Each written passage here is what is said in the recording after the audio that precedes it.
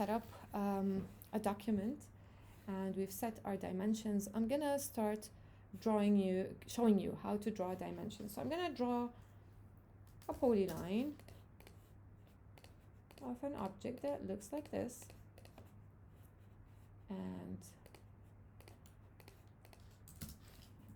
now I just need to add measurements. So I'm gonna move these to my not hatch but to my walls layer, and I'm gonna activate the dimensions layer to show you how we draw dimensions. Now notice how I double clicked right here, so the dimensions layer is the active layer and it should have a blue color. Now to activate my dimensions, I just type DIM for dimensions, click on enter, and then specify the point where I wanted to start measuring by a short click on the left button, so right here, and I want it to measure until here. So this is my second point. Now it's waiting for me to specify where it should place the dimension. So I'm gonna place with a short click where I want the dimension to be placed. So I'm gonna click right here.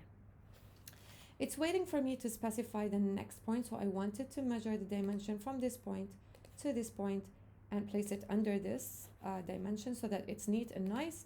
Again, from this point to this point and so on. Now I have a problem. I can see the measuring line, but I can't see the dimension. But if I scroll in, really scroll in, I can see the measurements. So to fix this problem, I have to edit the dimension style. So I'm gonna open the dimension style manager by typing DIM-STY for dimension style manager, and that's the next command on your command list. And I'm gonna hit the enter button. You can see now that I can either modify the existing style that I have and edit, like if I only want minor changes. Alternatively, I can start a new command or a new style. I'm gonna call it test. Oops. I'm gonna start with standard and I'm gonna continue. Then I'm gonna start editing whatever things that I want to edit. So I can either change the dimension lines, which are these lines. So if I suppress them, you can see which ones I'm talking about. Okay, I'm gonna keep both of them because this is how we know where we're measuring, from which point to which point. I'm gonna keep the color as by layer, and I'm gonna keep the line type as by layer, the line weight as by layer, and I'm gonna change everything to by layer. But again, that's up to you. If you want to change it, it's fine to keep it as default.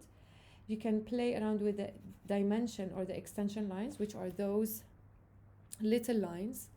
So you can play around with them, you can edit them, you can change them, just play around with the settings so that you understand what everything means.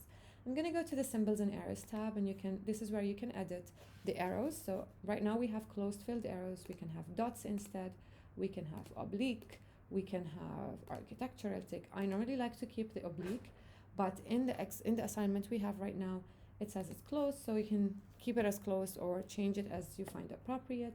You can edit the size of the arrow, so instead of 0.18, you can make it say 50 and see how it looks like. It looks a bit too big. So I'm gonna go with 5. I know it looks big now, but our drawing is also big. I'm gonna make it somewhere like 1, so it's slightly more visible. And again, play around, feel free to play around with the settings. And then I'm gonna go to the text. I'm gonna make this slightly bigger. I'm gonna try 10 at first, and then we'll see how it goes.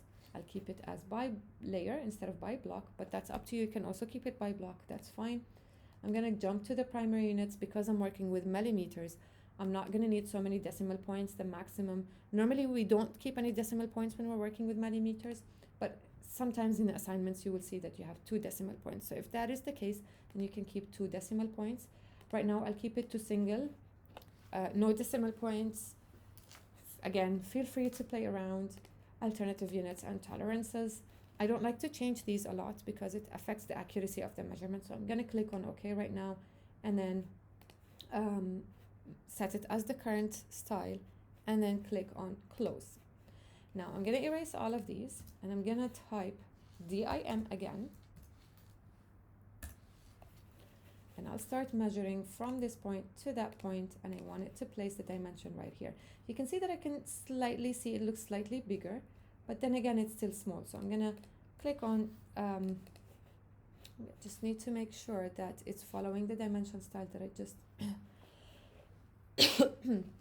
I'm going to type TIMSTY again, go back to the dimension style manager, and I'm going to modify the test style that I just tested right now.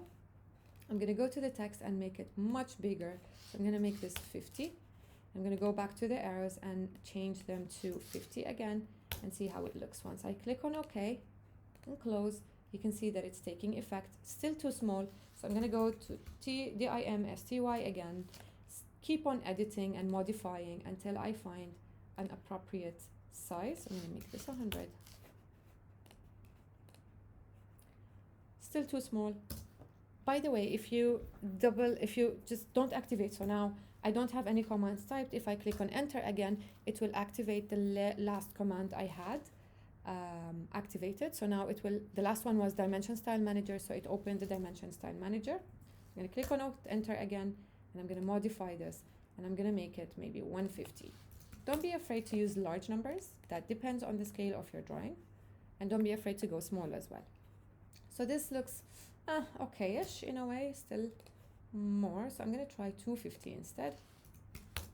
If your drawing is smaller than mine, now obviously this is 5,000 units.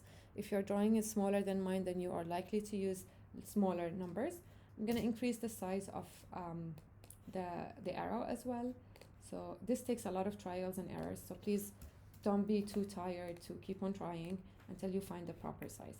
Now, assume I like this. I'm going to go again to dimension, and I'm going to start measuring from this point to that point and place it below this one.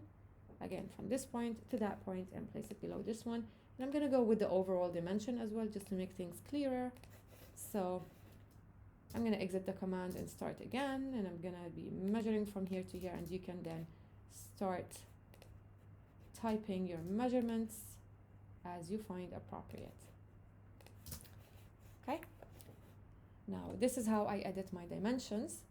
To continue with the annotations, there's one more thing that you need to know, but that's going to come in the next tutorial.